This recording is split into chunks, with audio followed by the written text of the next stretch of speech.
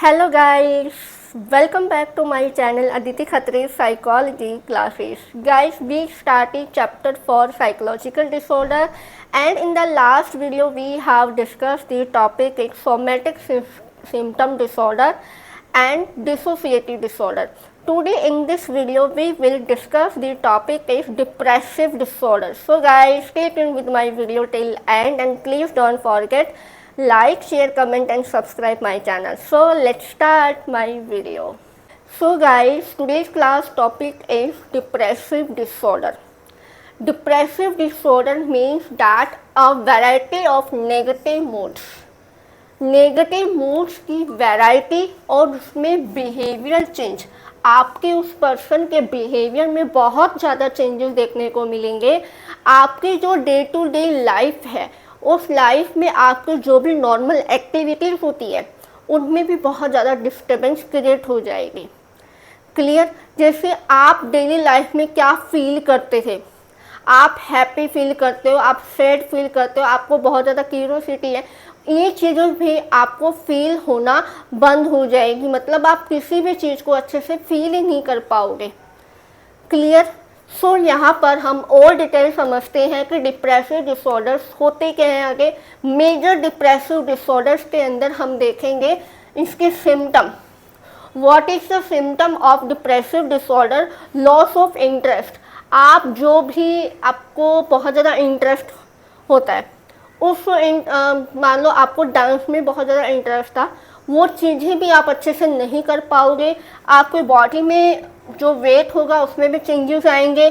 ठीक है, आपको स्लीप में भी प्रॉब्लम्स आएगी, आप अच्छे से सो नहीं पाओगे, कभी उठोगे, कभी जागोगे, कभी सो रहे हो, या फिर आप सोते ही रह जाओगे, या फिर आप सोओगे नहीं। ठीक, आपको टायर्डनेस बहुत ज़्यादा रहेगी, आपको फील रहेगा कि टायर्ड हो, आपके फेस में भी बहुत से चेंजेस देखने को मिलेंगे। ठीक है, इनएबिलिटी टू थिंक क्लियरली, आप अच्छे से सोच ही नहीं पाओगे।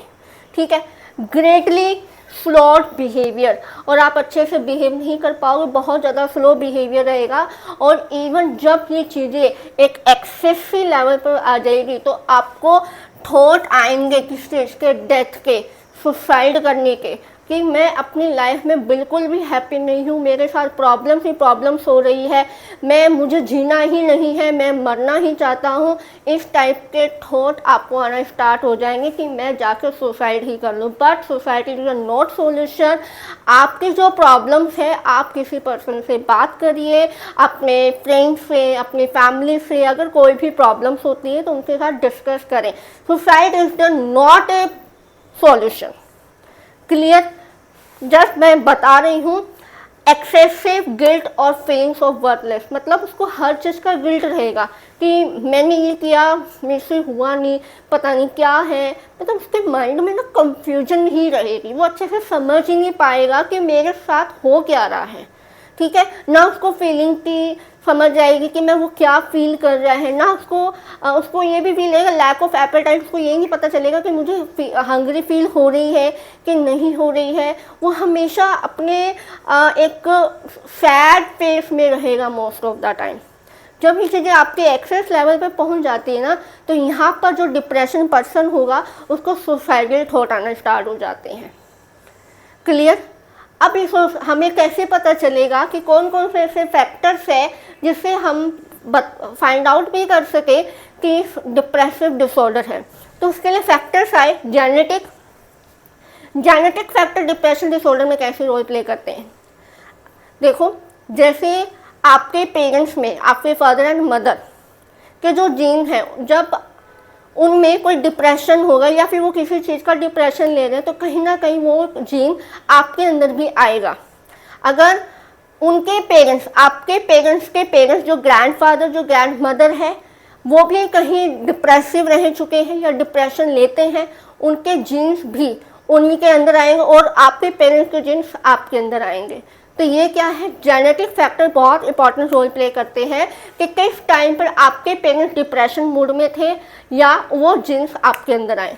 सेकंड बात करते हैं एज भी एक फैक्टर इंपॉर्टेंट रोल प्ले करता है डिप्रेशन में, कि एक एज तक आप प्रॉब्लम्स को फेस कर सकते हो। जब उसको सोल्व करना होगा, जब कॉपी मैकेनिज्म होगा, उसको एक लेवल तक आप उसको फेस करोगे, वहाँ तक ही आप उसको समेट पाओ, नहीं आपके प्रॉब्लम्स क्रिएट करेगी। जेंडर भी एक इम्पॉर्टेंट रोल प्ले करता है। मैन के कंपैरिजन में वेमेन बहुत ज़्यादा डिप्रेशन के फेस करती है। क्लियर। और रिस्क फैक्टर ये भी हो सकता है जो नेगेटिव लाइफ इवेंट्स हुए। नेगेटिव लाइफ इवेंट्स का मतलब ये है कि आपने लाइफ में कोई एक ऐसा इवेंट देखा हो, एक ऐसा इवेंट को फेस किया हो जिससे आपकी मतलब आपकी लाइफ पूरी स्पॉइल हो गई।